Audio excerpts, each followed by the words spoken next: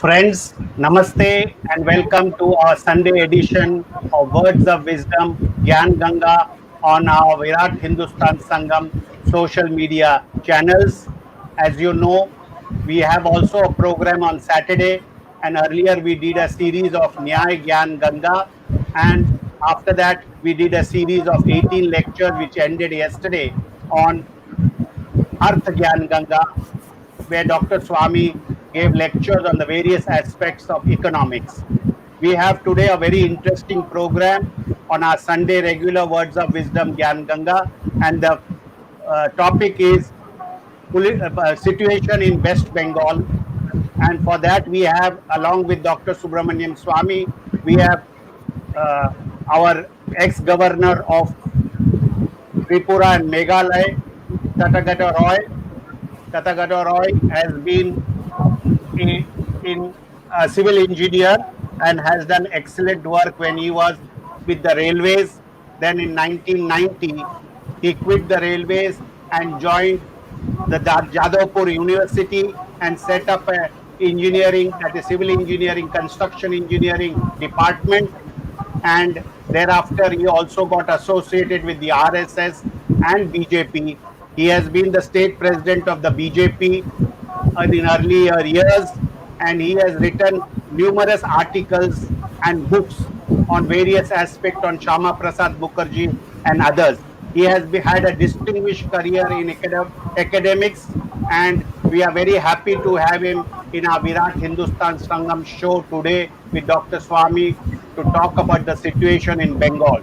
So with these words, I thank our viewers across the globe for their support in our Virat Hindustan Sangam programs. I also have to thank my co-host Ramesh Swamy and Arvind Chaturvedi and our technical team led by Ashish Shetty, Tejas Navalgul, Gadgi Rakesh, Ishwar Iyer, Swaminathan and Vishal Mehta. So with these words, it's over to Dr. Swamy to start the discussion on the program of today. Thank you. Thank you, Jagdish. It's a great pleasure that today we are having Shri Tathagata Roy, a very distinguished a person in Bengal. In fact, when we first heard of the BJP growing in Bengal, the first name we heard was Tathagata Roy. He has, as Jagdish pointed out, been for several years the president of the BJP in Bengal in those formative and crucial years of the first decade of the 21st century, and subsequently became governor of Tripura, and after a term there he became governor of Meghalaya, and now he is back to party activities, which we all welcome, because we are now in a very crucial stage in Bengal. Bengal is a superb state, I call it. I have a soft corner for it because I got my master's degree from Indian Statistical Institute in Baranagar near Calcutta, and I also have Bengali relatives. My mother's brother married into a Bengali family who happened to be connected with the Subhash Chandra Bose family too. So therefore, and then I have experienced living in Bengal. It's a highly civilized country. I've never seen women treated as well in buses in Bengal as I've seen anywhere else in the world.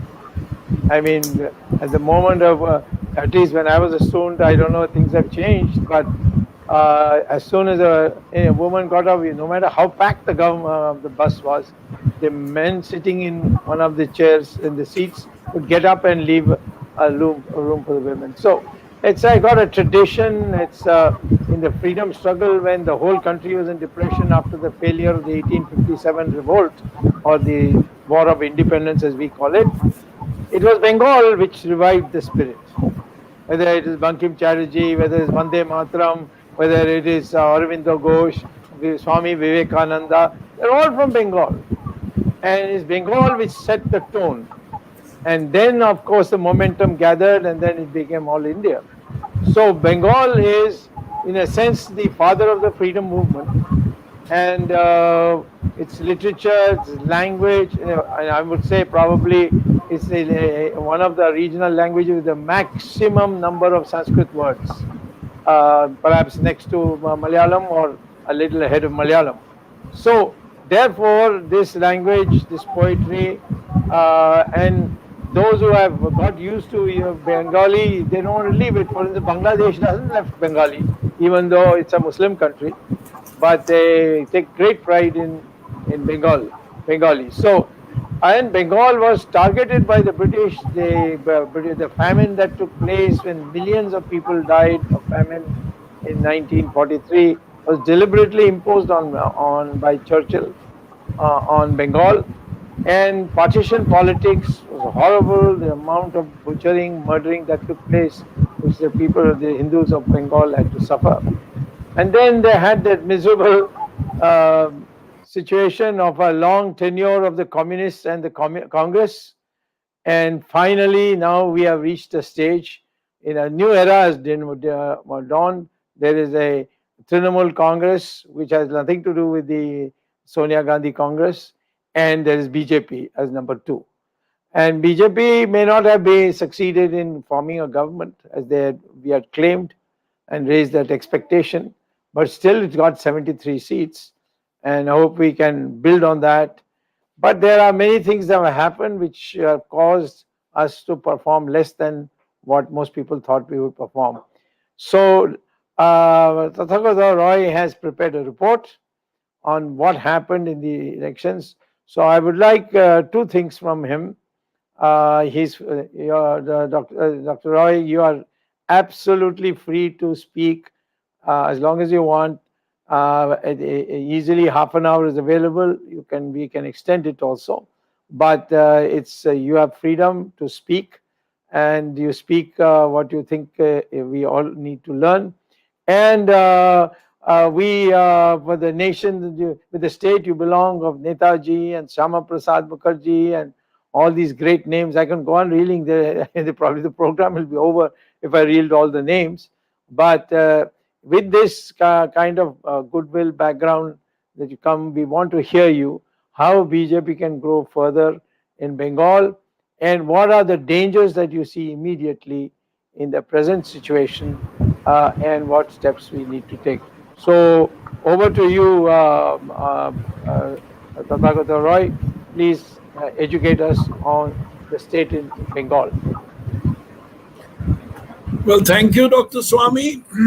I must say that I'm truly honored to be invited to speak at this show. I have been a long-time admirer of yours for many years, ever since the days of the emergency when you had made that miraculous appearance out of nowhere on the floor of the parliament, and everybody was astounded. I don't know how you did it. You must have got disguised as a Sardar or something like that. No. I came as myself. Oh, you were yourself, and you just walked in. Well, yes, anyway. I just walked in. Otherwise, they wouldn't have let me in. Okay, that is great. I mean, that is even greater. And I'm extremely honored. At the very beginning, I saw a poster which said that Tathagata is the Subramanian Swamy of the East. I don't know if I deserve that. I hope you don't take it as an insult. But if somebody has chosen to ask call me that, then I certainly am very, very honored. At the very outset, I have to mention a handicap of mine. That handicap is that I'm still with the Bharatiya Janata Party.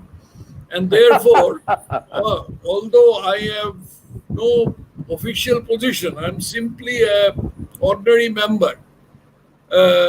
Although I have no official position, I feel handicapped in certain matters, and therefore I will keep those things in mind, and I beseech the audience to please bear with me that I will not, the fact that I will not be able to absolutely say everything I have in mind or what is there in the report. Having Right. said that, let me go on to the subject. Well, Dr. Swamy, would it be in order if I recount a little bit of history of the state?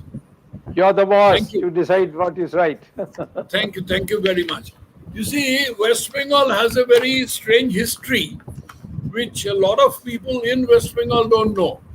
The the state was founded, or state was created in 1947 out of the presidency province of Bengal, by separating the Hindu majority parts of it.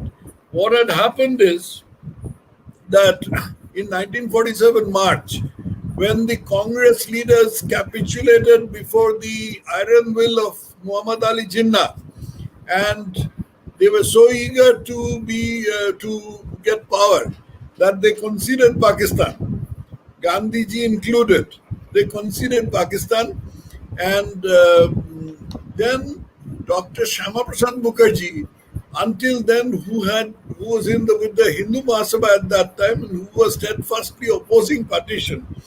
Then he said that if the All India leaders have accepted partition, then I can do nothing about it. But as a corollary of that, the province of Bengal must also be partitioned so that the Hindu majority parts can form a part of India. There is a part of India, and the Muslim majority parts can do whatever they like. So this was initially opposed by a lot of people, including Netaji Subhash Chandra's elder brother Sarath Bose. But Dr. Mukherjee was so determined in it, and he campaigned so hard all over the province that eventually the Congress also came to his side, and the Hindu members of the state legislative council, they voted in favor of partition, and that is how the province of West Bengal was created as a homeland for Bengali Hindus. Now it is because of Dr. Mukherjee's indefatigable work that today I, as a Bengali Hindu, can hold my head high as an Indian citizen. Primarily, I'm an Indian citizen. Next, I'm a Bengali Hindu. But it is possible, both identities are simultaneously possible only because of that thing. Now, right now, we seem to be giving a go by to that. And I don't know what's going to happen within a few years. Right now, it is still the main abode of Bengali Hindus. Bengali Hindus exist elsewhere also in the present country of Bangladesh. They used to be the landmass, which is now known as Bangladesh. They used to be about 29% when the country was partitioned. That is back in according to 1941 census. Now they are down to about 9%.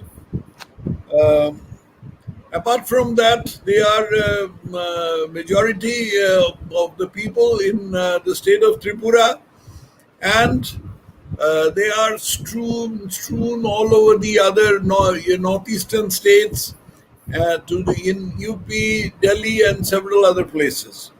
Now,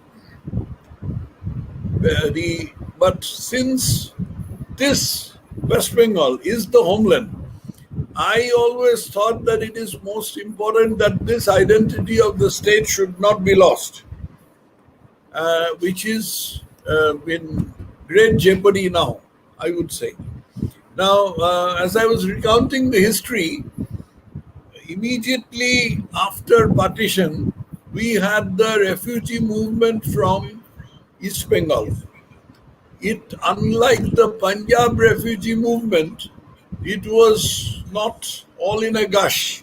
In Punjab, there was the movement. The movement was in a rush, and with the result that by January 1948, there wasn't a single Hindu or Sikh left in Pakistani Punjab, and practically no Muslims left in Indian Punjab except in a place called Malerkotla. So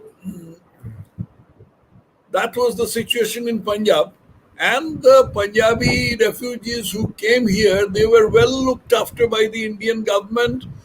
They were given land, they were given property that had been left by the Muslim refugees, and they were um, they were rehabilitated in colonies of New Delhi, which are now very upmarket places like Kalkaji, Rajendra Nagar, these places. As opposed to that, the Bengali refugees started coming in trickles. Between 1947 and 1950, the trickle increased, but there was a squeeze. There was really no pogrom. The pogrom had started in 1950 February, when our country was celebrating its Republic Day, first Republic Day. At that time, the East Pakistan government engineered a pogrom in uh, East Pakistan. And what sort of a pogrom it was? I mean, it was a bloodbath over Dhaka city, over Barishal city, Barishal town, the steamer wharf of Barishal. It was approachable only by steamer.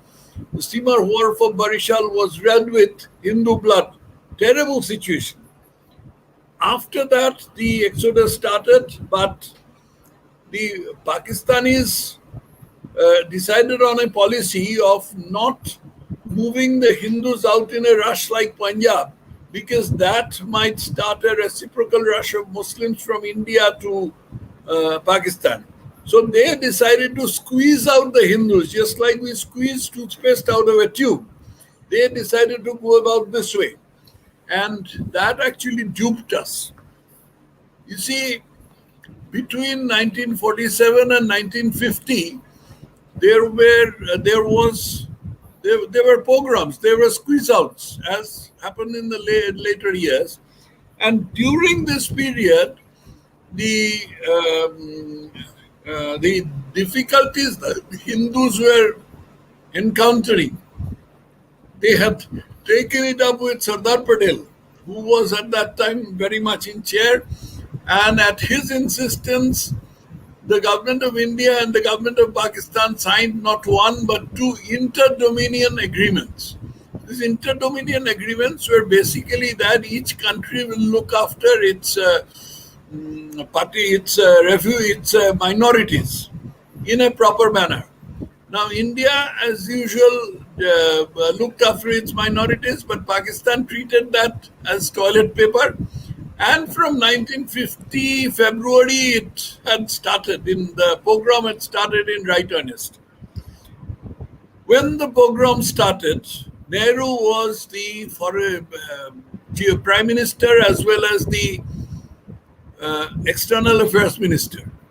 Sardar Patel was deputy prime minister, but at that time his health was failing. He left this world in the same year, in December.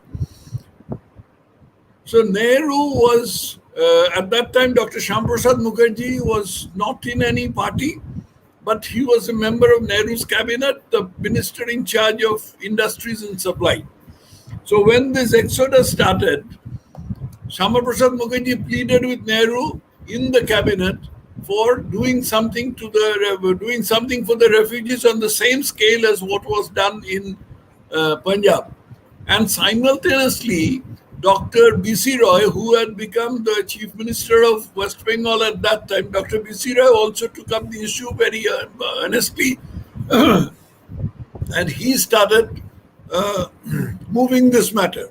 Now, Nehru did not take any kind of resolute stand on it. He hemmed and hawed, went ahead 2 paces, then back 3 paces, couldn't decide what to do. He first he made a few aggressive gestures, then he backtracked. Once he went to see the refugee flow, then he found one little girl with a golden ear top in her ear, and immediately decided that that Hindus were leaving Pakistan all right, but they were being allowed to bring their assets. It was nothing of the sort. And to reach such a conclusion from such a tiny bit of evidence. It was only possible because of Nehru's, how should I put it, Nehru's dreams. You see, today, dreamy nature, I must say. See, today at 5 o'clock, I had another webinar on the subject of Nehru, in which I participated, and Dr. Abhishek Manu Singhvi was there, and we discussed Nehru. And one thing that we discussed is a comment on Nehru, which had been made by the eminent journalist Durga Das, who has written a very readable book, his memoirs, called The India from Curzon to Nehru. In this, Durga Das had written, to Nehru, his image as a democrat and a secular being was of the highest importance. He had no experience of organization. He did not understand economics, nor did he bother to face facts. This part is very important. Nor did he bother to face facts. He wove fantasies around his ideals and believed that somehow his preaching would make people do the things he wanted. This bit encapsulates Nehru's attitude like nothing else.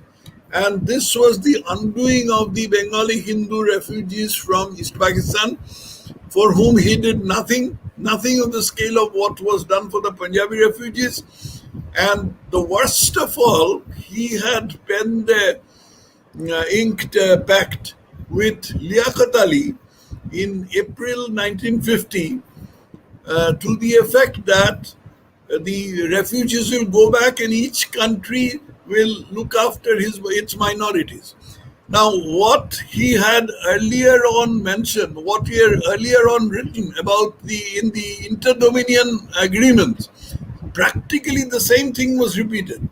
And at the same time, he was aware, definitely aware through his intelligence mechanism, that the pogrom in East Pakistan was government engineer.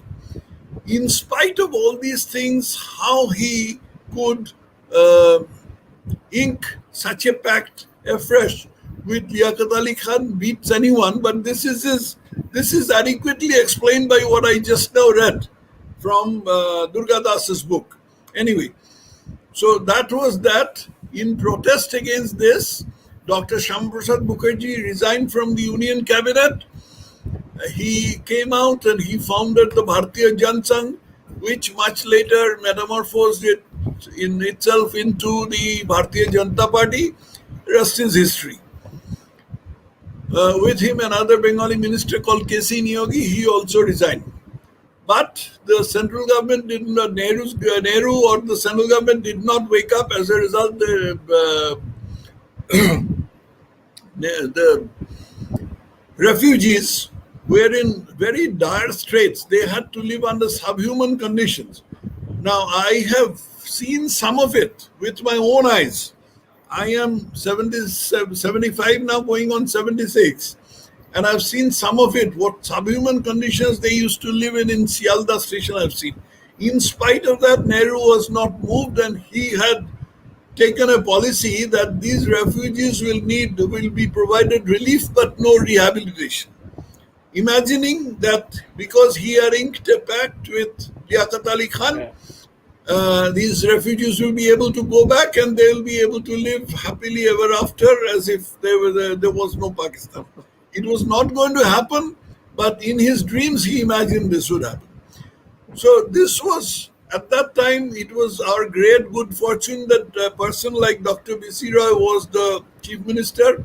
He tried his best and he founded things like the Calcutta State Transport, Durgapur, all these places to take care of the refugees, their employment and all that. Now, because the Congress was so stepmotherly towards the refugees, the communists stepped in and started their usual mischief. And the communists had their first grip, the first bite on into the Bengali psyche by among these refugees. And how should I put it? this is a thing that uh, poisoned the minds of the Bengali Hindu, warped their value system, and ultimately uh, we have ultimately, as a result of this, which I shall presently describe as briefly as possible, we are in the position that now we are in. Now, Dr. Roy died on the 1st of July 1962, which was also his birthday. And after that, the downslide of the state started. From 1962 to 1967, the chief minister was P.C. Sen. It's a listless period. P.C. Sen was a very inept person. He was a true Gandhian, but that's all one can say about him. Then in 1967, a left-oriented government took over. It didn't last very long, and 5 years we practically had anarchy in the state. 67 to 72, we had anarchy in the state. Then 72 to 77, we had Siddharth Shankar Roy's government in West Bengal. Siddharth Shankar Roy is a very dapper man, very well dressed, very handsome, but that is about all one can say about him. It was mostly a lot of talk and very little work. Now, in between, there was emergency proclaimed in 1975, which put a lot of people off. And as a result, in 1977, the communists came to power. Now, that was how should I put it? That was the beginning of the end of the state.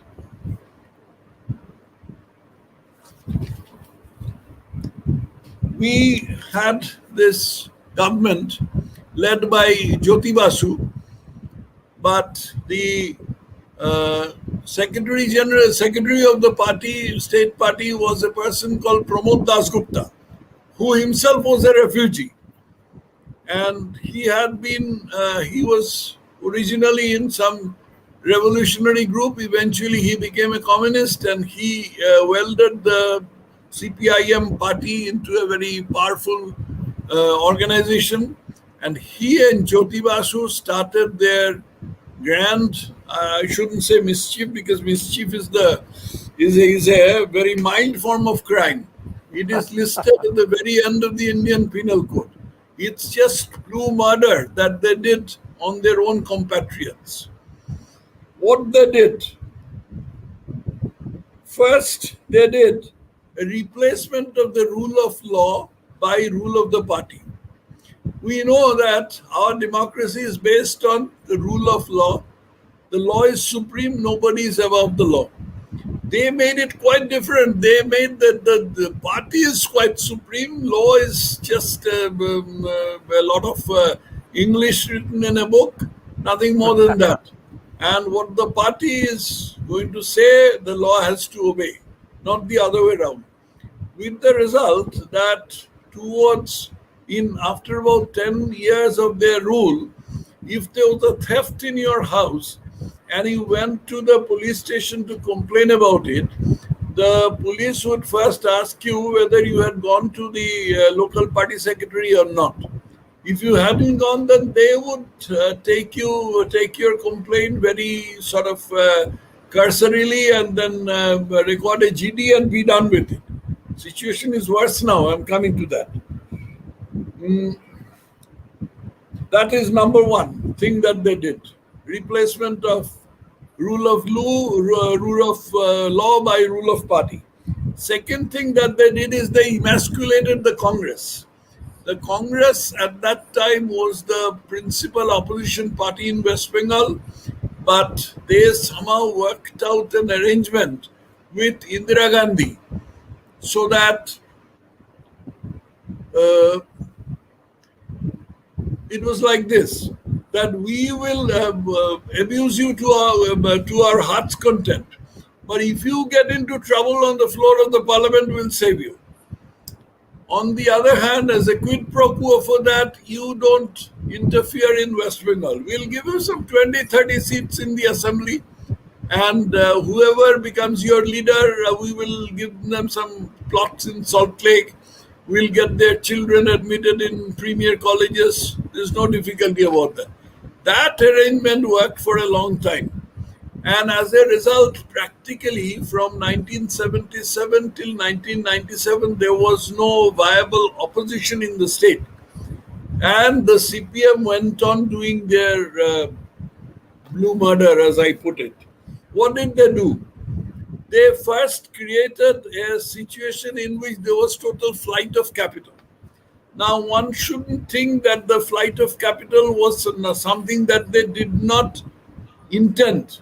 It was just incidental. They wanted it. They wanted flight of capital. Why? Because the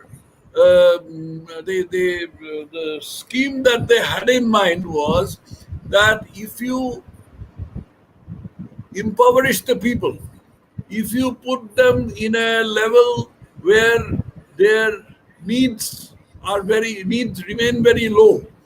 You know, those of you who have now studied a little bit of management science would know there's something called a Maslow's pyramid. There is a hierarchy of needs.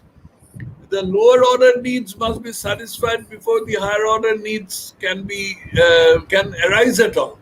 And during this, and as a result of this, the people were impoverished to such an extent that they were quite happy with these little crumbs that the CPIM was throwing to them. There wasn't any employment. In fact, employment was reducing because the companies were going away one by one. In front of my eyes, I have seen companies shutting the huge factories like the Jessup Company, the Dunlop, Gaskin Williams, these huge factories shutting shop. I have seen in front of my eyes. My friends who are working, I'm an engineer, my friends who are working in these companies or these factories, I've seen it happen. This was intended by the CPIM, intended because they wanted people to remain in a state of impoverishment so that their needs were also less. And as a result, the CPIM could very easily satisfy those needs by throwing crumbs, but at the same time not satisfying them to such an extent that their needs arose. Needs had to remain at that level.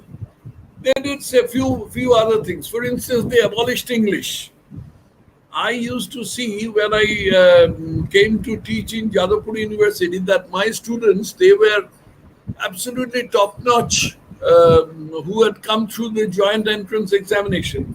And they knew their subjects inside out, but they couldn't express themselves in English. Very simple, because they hadn't studied any English. The students who had not gone to so-called English medium schools, who had gone to government-aided schools, they had not studied any English. This was also deliberate. This was deliberate so that boys and girls did not get any exposure to the rest of the world. Eventually, of course, the internet and all these things came, and this scheme totally fell through. But it worked for quite some time until during the 20th century it worked. Then one of the worst things that they did was opposing computerization. That caused some further flight of capital. As a result of all these things, the West Bengal kept on going down and down and down, with the result that what was once the most industrially advanced state in the whole of India now became just an average state or a below average state, with a position of number 14 or number 15 in the entire list of big states. So that was the CPIM. Now, further to that, they did something that, in spite of the Congress being emasculated, there were rebellions from time to time.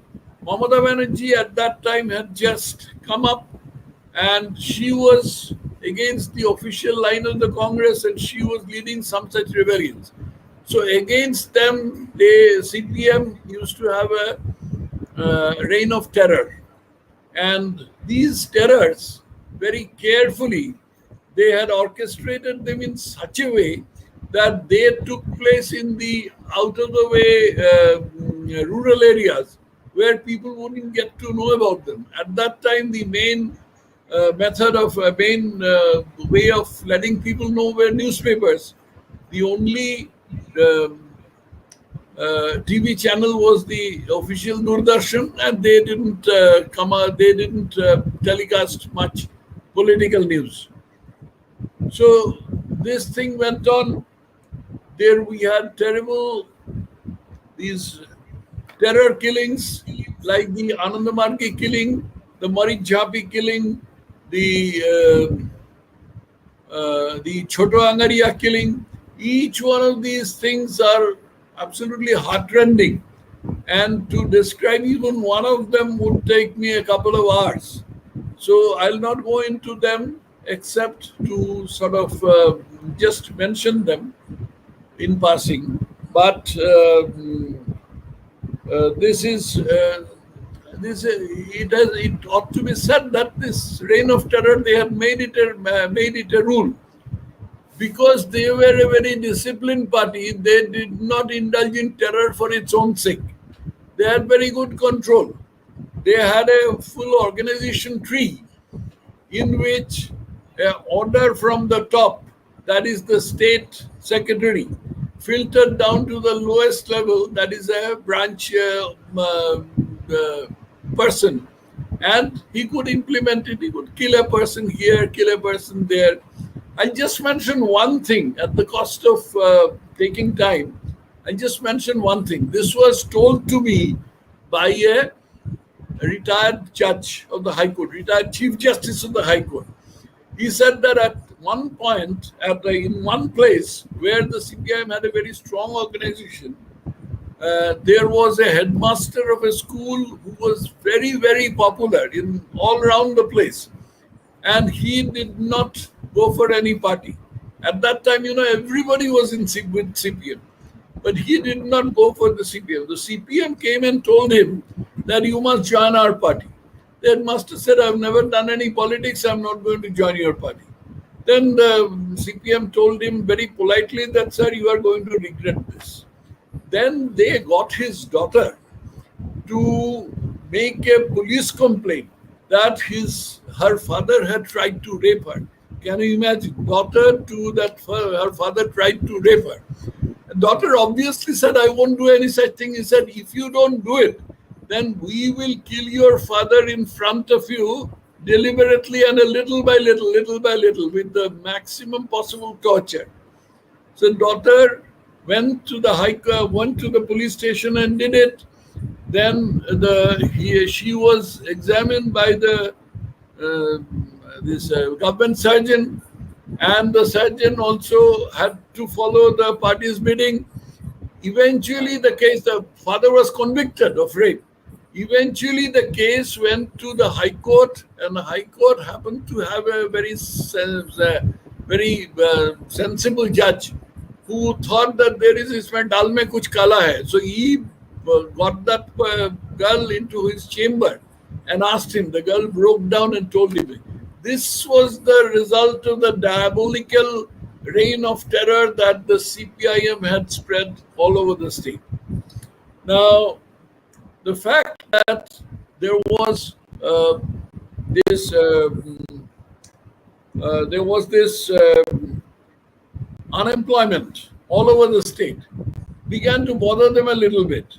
So they first started, Jyoti Basu decided to kill two birds with one stone. He started making foreign jaunts every summer. So on the one hand, he was having a cushy time visiting not North Korea or the People's Republic of China, but USA, Canada, Germany, West Germany at that time, England, these places. And the ostensible reason was that he was going to get NRI investors for West Bengal. He didn't get a single one. And Somnath Chatterjee was a good friend of Jyoti Basu. Somnath Chatterjee became known as Moudada because he got hold of industrialists to sign MOUs, that is Memorandum of Understanding. Everyone knows that a memorandum of understanding is not a binding contract. So industrialists glibly came and signed those MOUs, and that was the end of it. Nothing much came out of it. Then Jyoti Basu was to retire. I mean, in by the all the laws of nature, he got old and he had to retire. The party told him to do so. Then Buddhadev Bhattacharya had come to. Buddhadev Bhattacharya became the chief minister. Buddhadev Bhattacharya was a person who, in spite of being a communist, had one little iota of conscience in his head. So he, at one point of time, he had said that this madrasas, this what do you call the religious Muslim religious schools, they were doing anti-national preachings. Immediately his party pounced upon him, and the next day he had to backtrack, he had to withdraw his words, and he had to say, I never said any such thing. People said that the journalist said, sir, they have been printed in your newspaper, in your own party organ. He said, no, I haven't said any such thing. It was that bad.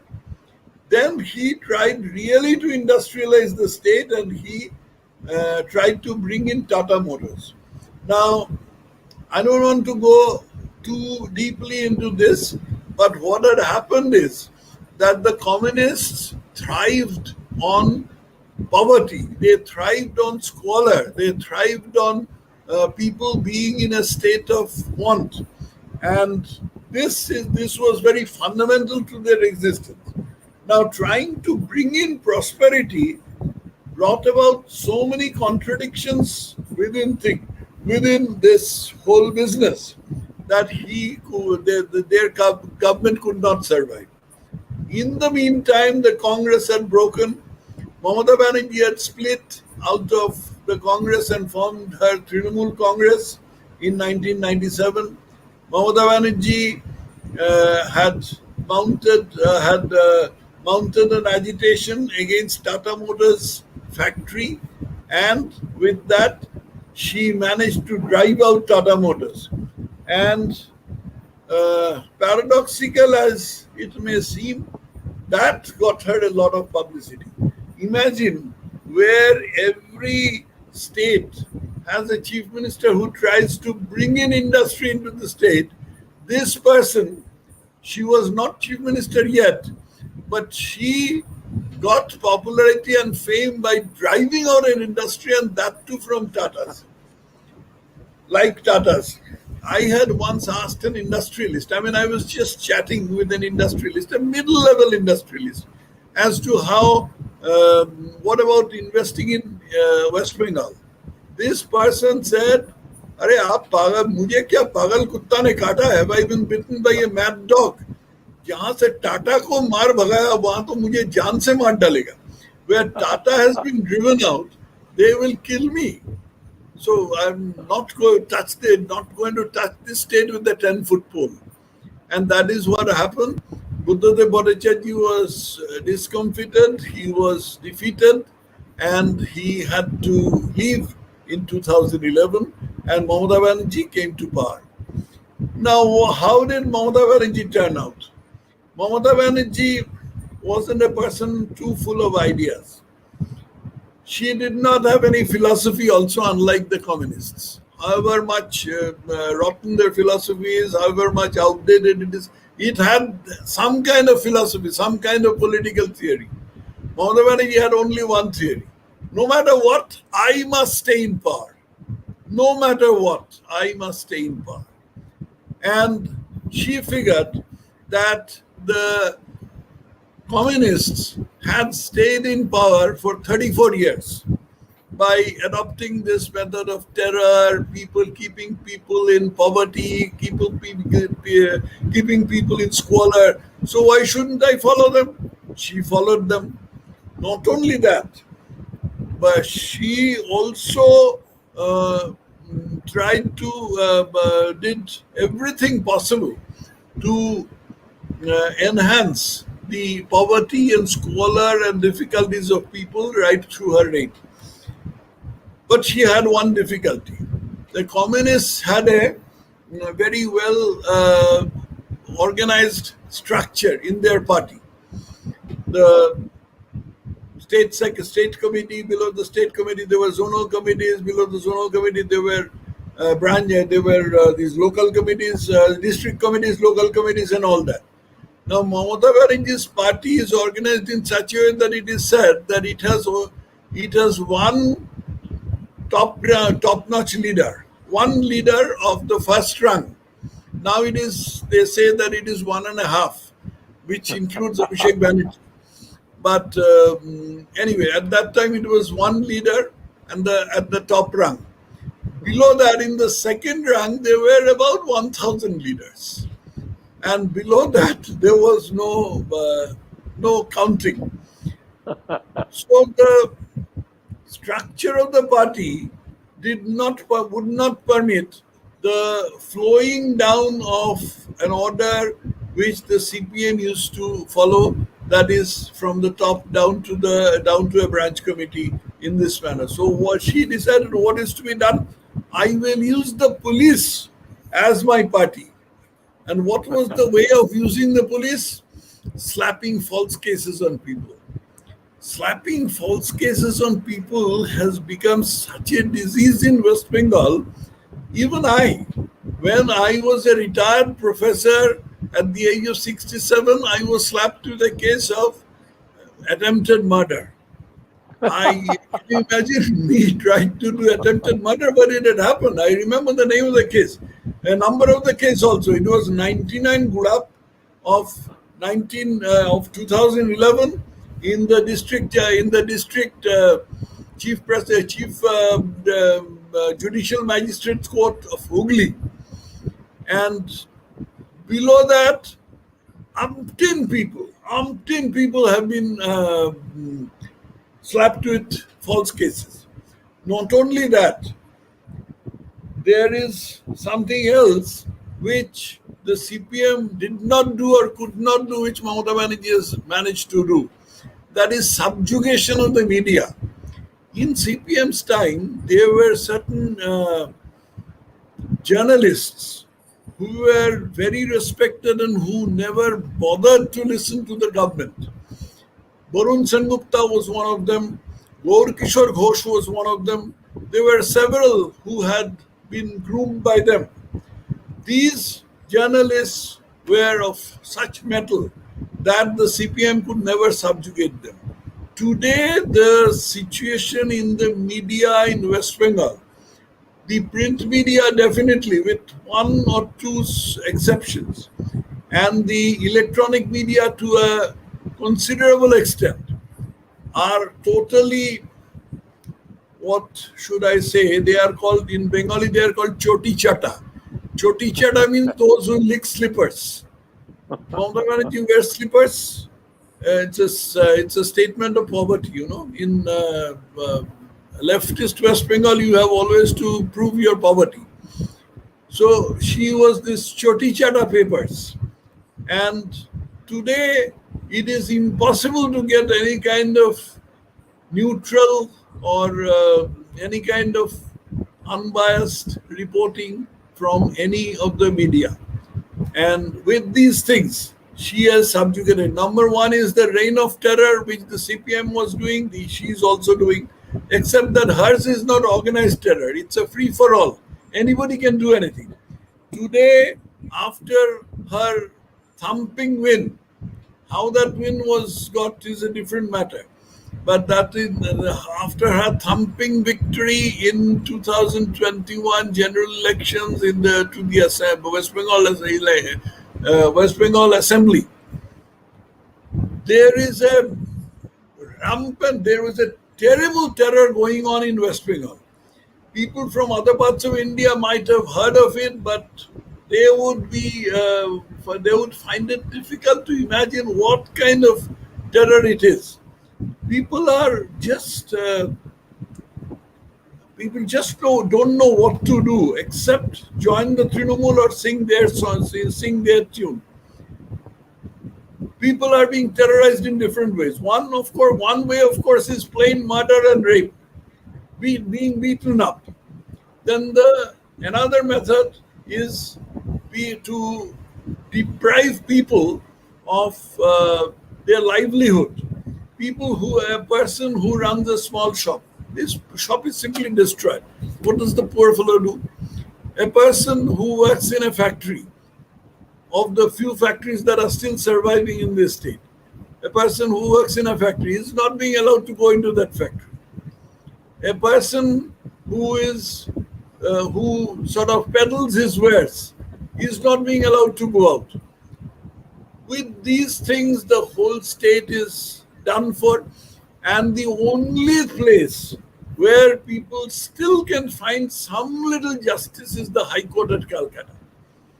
So a lot of people are flocking to the High Court at Calcutta, and my audience over here possibly know that the High Court has taken cognizance of the matter. They have ordered the National Human Rights Commission to tour the state and find out what is happening, submit a report. A report has already been submitted on the 30th of June. Then the High Court has given them a further lease of life until the middle of July, when they are going to submit a further report. And even with this National Human Rights Commission, they were manhandled. They were manhandled in a place called Jadavpur. And the MLA supported the people who were, MLA incidentally used to belong to the BJP earlier. MLA support, and not only BJP, but he is, his is an RSS family. It's a different thing. But this person supported the persons who manhandled this NHRC, but the High Court is not sitting idle. Their lordships have slapped a show cause notice on the Deputy Commissioner of Police of that area as to how he had allowed these gundas to manhandle these National Human Rights Commission members. Then there are these, she is financing clubs. Mamata Banerjee finances clubs. Now these clubs are populated by whom? Unemployed youth. So if they get some cash money in their hands and having nothing else to do, what are they going to do? I'm not going to spell it out. You can very well imagine what they're going to do. But one thing that they are going to do is that they are going to become absolutely faithful servants of the Trinamool Congress, Mamata Banerjee's party. And that is what they are doing, and that is how the terror is being spread. The position is unspeakable. The position is salvaged. I mean, the only ray of hope is what this National Human Rights Commission is doing, and on the basis of that, what the High Court will eventually do. These atrocities, meanwhile, continue. In the meantime, yes. In the meantime, certain very interesting things have appeared. There is a false vaccine case, fake vaccine case. A person called Debanjan Dev was recently nabbed by the police for having peddled fake vaccine. Some other medicine called azithromycin or whatever. Some other medicine on which vaccine, anti-COVID vaccine labels had been stuck, and these were being injected into people. In fact, it was injected into a Trinamool Congress MP. The lady is a lady, she got suspicious as to why they were not giving a certificate. The rest of the people, poor people, if they ask for a certificate, they'll be simply shooed away. So this lady asked for a certificate. That person said, no, there's no certificate. Then she got a little suspicious, and she went to the police. Probably she is not a sufficiently wise politician. She is new to politics. That's why she went to the police, and police had to take cognizance of her case. And that is how the whole scandal has come out. Now this person is, this Debanjan Dev, of course, has been nabbed by the police. But the interesting thing is, the reaction of the Trinamool Congress to this thing has been so violent that it leads one to think that there is something really, really deep into it, and a lot of big people are involved. We don't know who we are, but we have to wait to let the thing. And meanwhile, the party, of course, will try its best to paper things up, to cover things up. Uh, Incidentally, the terror that is there in West Bengal, it has a communal angle. I would not like to wax further eloquent on this thing, but Mamata Banerjee this time in her election got some 95% of the Muslim votes. Part of it, of course, was due to mishandling by the BJP itself. That's a different thing altogether. But you can imagine what the communal angle is, as a result of which this terror is so rampant.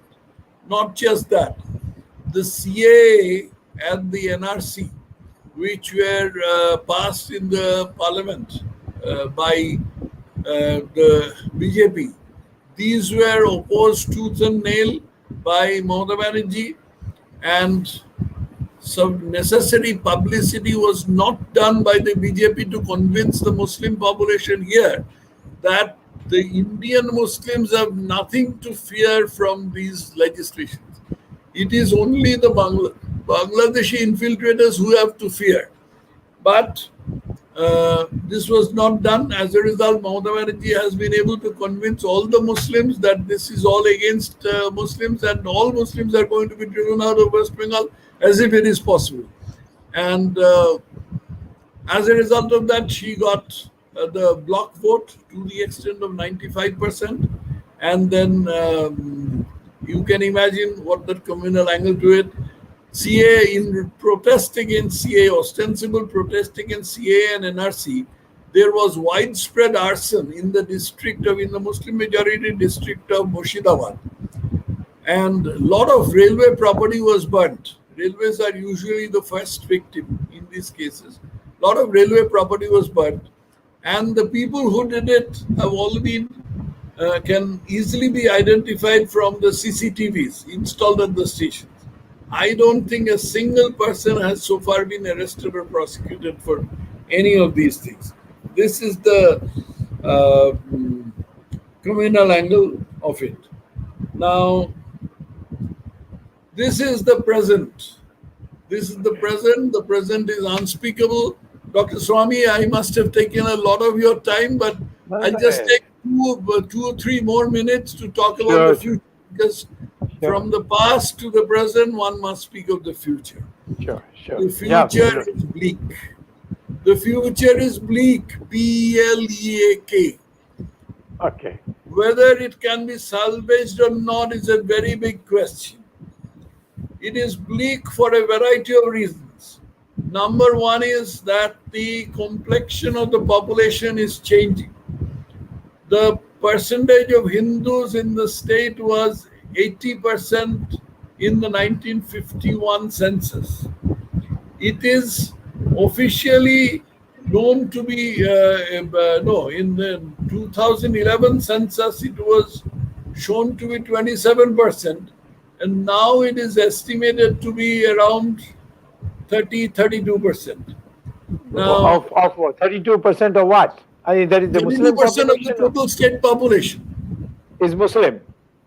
Muslims, yes. Because you first started with Hindus. Sorry, I mixed up the two, because the Hindu population was 80%. The Hindu population has reduced to that extent, 68%, and the Muslim population has become 32%. I'm sorry about that. So, next to us, we have Bangladesh, which is an Islamic country. It's a progressive country, it's a friendly country, but at the same time, it is an Islamic country. There is no running away from that fact. And Islamist forces in that country, in spite of the fact that the prime minister of that country being as liberal as is possible, Islamist forces are on the ascendancy and they are very powerful. So the two combination, the two combined, you can very well imagine what it can amount to. But it is not a danger to West Bengal alone.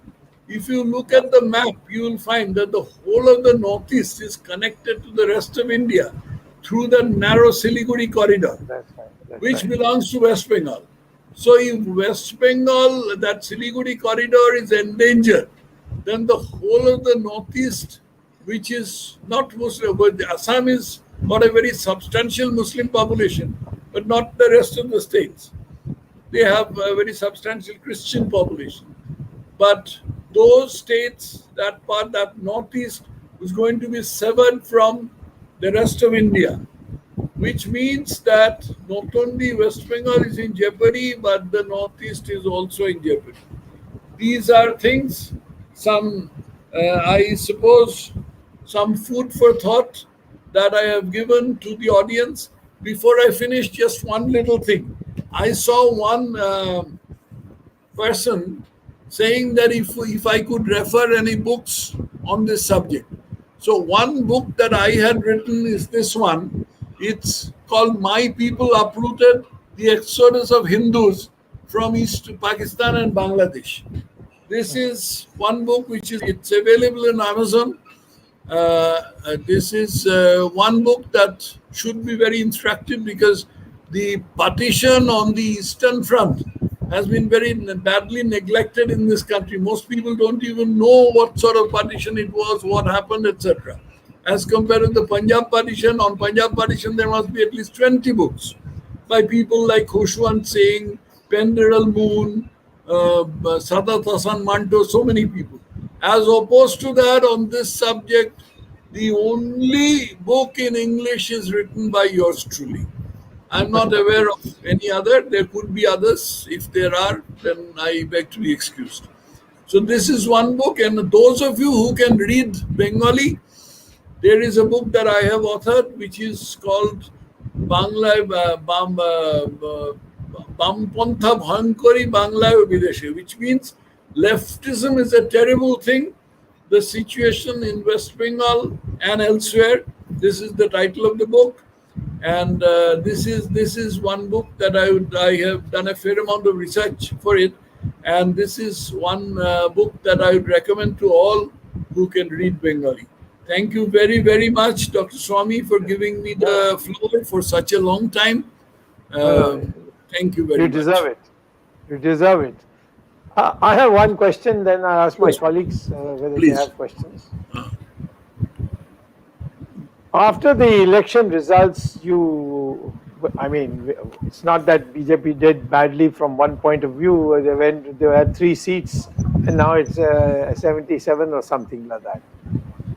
But there was this great expectation that we will actually form the government. At least that was the propaganda. And because of that, this 3 to 77 has been overshadowed by the fact that you couldn't form the government.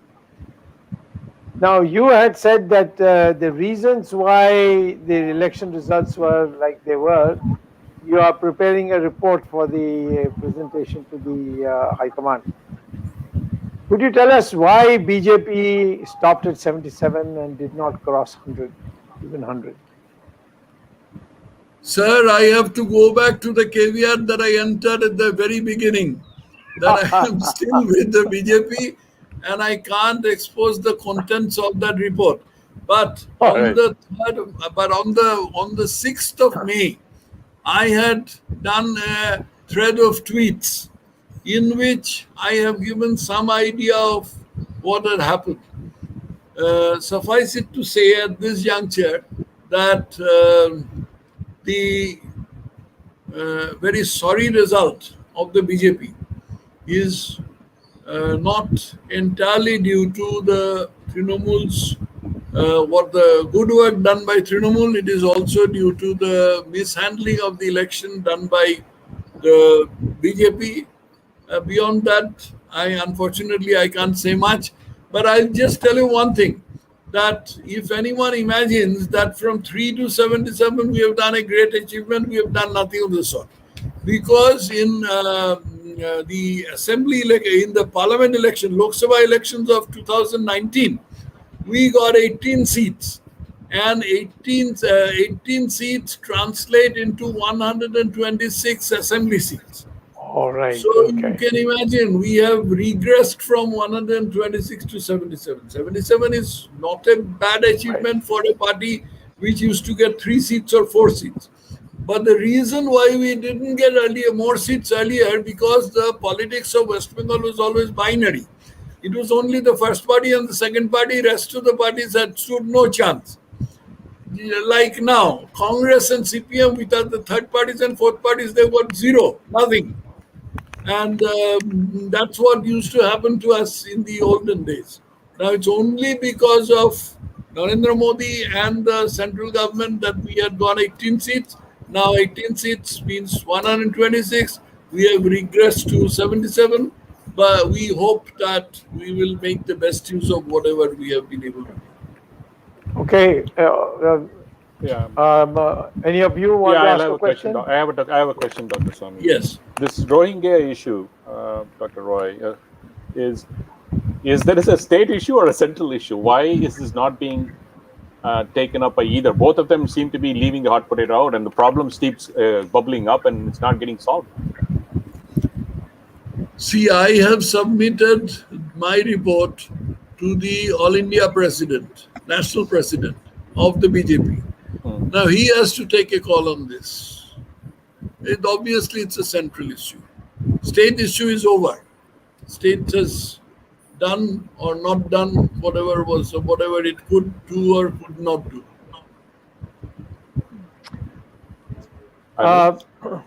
Okay. I have, Before anyone else. Jagdish, go ahead. Dr. Swamy, you can go ahead with your question. No, there was a time when Mamata Banerjee was part of the NDA. Yes. Now, what has happened that the BJP and the Mamata and the Trinamool have separated and now become opponents? Mamata Banerjee was with the NDA in 2 spells. First, she Yes. was in the NDA from 1999 to 2001, and she was the railway minister. Then Yes. there was this Bangaru Lakshman and this Tehelka sting operation. Then she left. Then she joined the UPA. Then she fought. At that time, she fought the election with a slogan, "Hoy ebar noy never," either this time or never. And I remember that after the CPM had a CPM won with a huge majority, they had taken out a silent procession with an ambassador car with a festoon in front saying never, just that one word. Okay.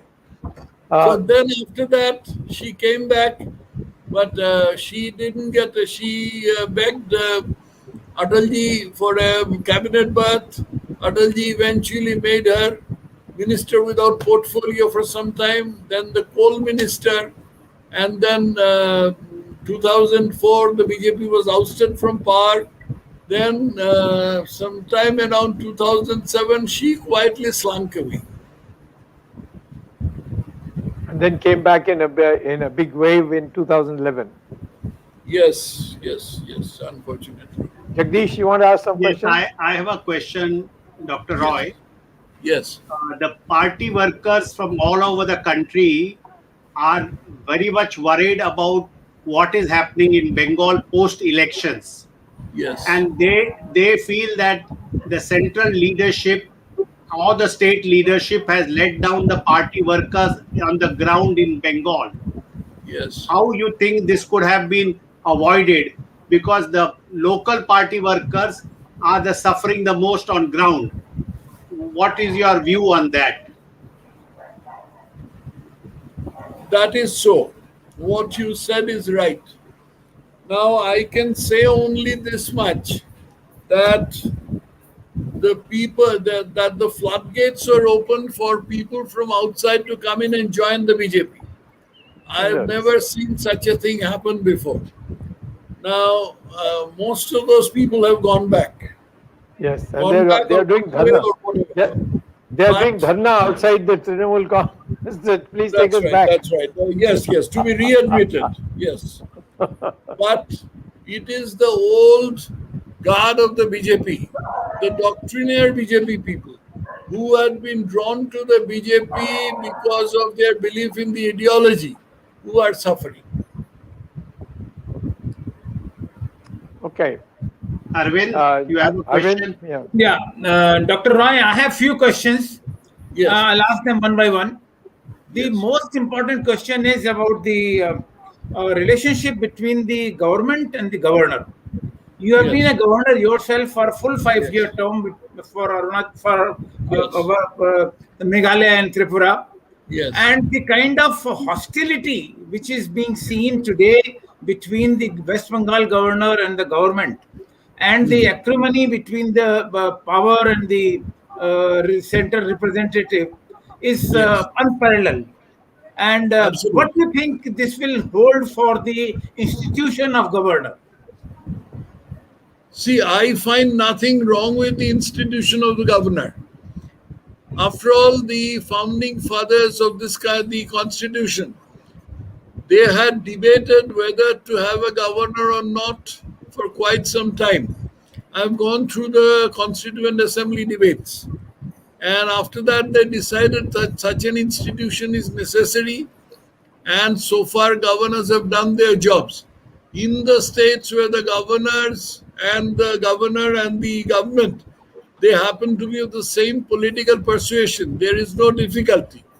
But where they are different and where they are diametrically opposed, say for instance in Odisha, you've got a very civilized chief minister who minds his own business. You have no difficulty over there.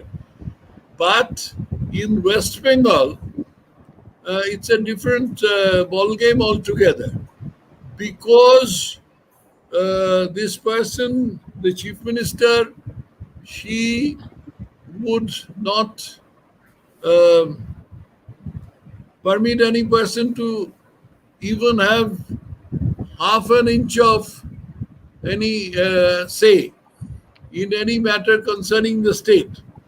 The governor has had to be roundly abused. Very unseemly words have been used against the governor. As against that, the governor has been extremely restrained.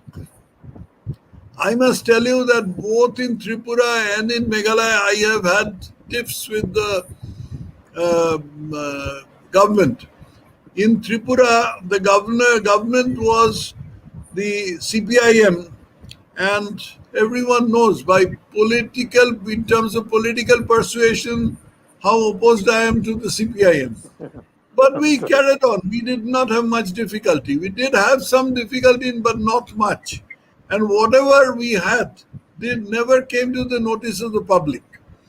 In Meghalaya, I had some more difficulties because in Meghalaya there were ethnic problems, and these ethnic problems were not being addressed by the state government properly.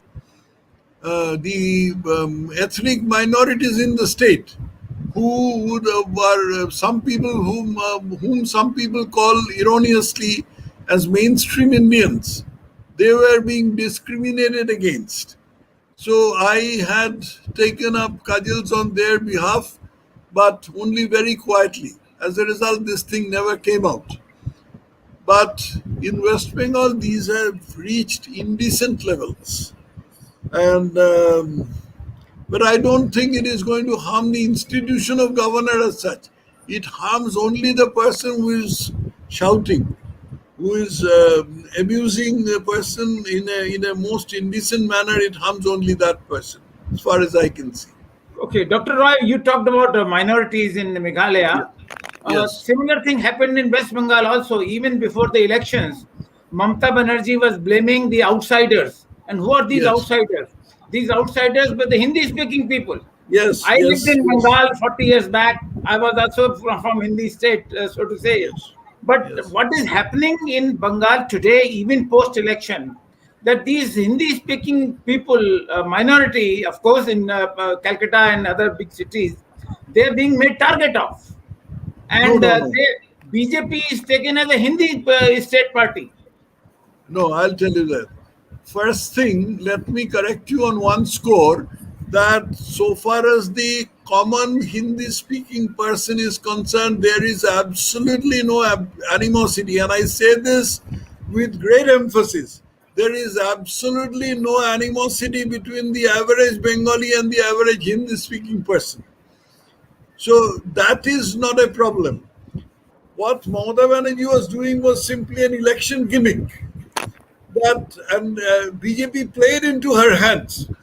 BJP was spearheading its campaign with a lot of Hindi speaking leaders from other states. And it was a very wrong move because most of the speech was not being understood. I mean, city people understand some Hindi, more or less they understand. But women, to an extent, don't understand. And rural women understand even less. So this was a very wrong thing. But there was no people-to-people contact. There was no there was no transmission of the BJP's thoughts, which were voiced in Hindi. This is what she took advantage of and kept on saying outsiders, outsiders. But otherwise, at the ground level, between the average person, average Bengali speaking person, average Hindi speaking person, there is nothing, absolutely nothing. Okay, I can add one. Let me add one. Let me add one. Small, No, I'll add one question to what you just Yes, asked. Doctor. yeah, Yes. Short one. Do you think we should have also had a candidate for chief minister in this campaign? A lot of people are of that opinion. A lot of people are of that opinion because it's as against that the BJP had argued that in Maharashtra before Fadnavis, Devendra Fadnavis was chosen as chief minister, we did not have any CM candidate. In UP, we did not have any CM candidate. Haryana, we did not have any CM candidate. Why should we have one here? Because here we are pitted against. Sorry, But we did have a candidate for prime minister. who? Prime minister, we had a candidate. Prime Minister, we had a candidate. So we, the Prime Ministerial there's candidate no got 18 seats. The Prime Ministerial candidate, we got 18 seats. But there was no Chief Ministerial candidate.